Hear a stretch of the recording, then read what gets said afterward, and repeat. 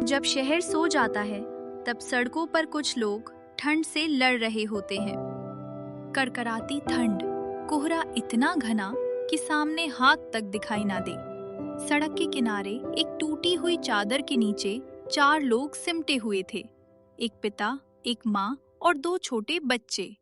आज की रात फिर खुले आसमान के नीचे थी। ये परिवार था रामू, सीता और उनके बच्चे गोलू 8 साल और छोटी गुड़िया 4 साल।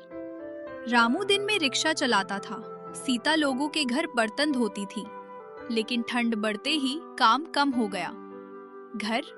घर कभी था ही नहीं, फुटपाथ ही उनका संसार था। उस रात ठंड हड्डियों में उतर रही थी। गोलू कांपते हुए बोला, बाबा बहुत ठंड है। रामू ने अपनी फटी जैकेट बेटे पर डाल दी।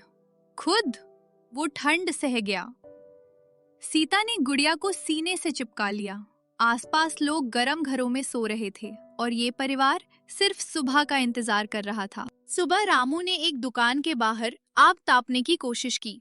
दुकानदार चिल्लाया, भाग यहाँ से, गंदगी फैलाता है। गोलू सब देख रहा था। उसने धीरे से पूछा, बाबा हम भी कभी घर में सोएंगे? रामू के पास कोई जवाब नहीं था, सिर्फ आंखों में आंसू। सारे दिन कम करने बढ़ रामू फैमिली के पास आ जाता है। उस रात ठंड सबसे ज्यादा थी। हवा तीर की तरह चुभ रही थी। गुड़िया की सांसें धीमी होने लगी। सीता घबरा गई। रामू, बच्ची ठीक नहीं लग रही। रामू ने उसे अपनी छाती से चिपका लिया। आसमान की तरफ देखकर बोला, भगवान, अगर कुछ देना है तो मेरे बच्चों को बचा लो। सुबह कुछ लोग आए।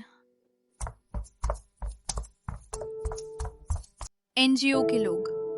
कंबल, गरम दूध। गुड़िया की जान बच गई। पहली बार गोलू मुस्कुराया। रामू की आंखों से आंसू बह रहे थे।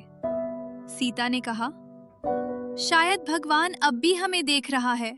जो ठंड हमें हल्की लगती है वही किसी की जान ले सकती है।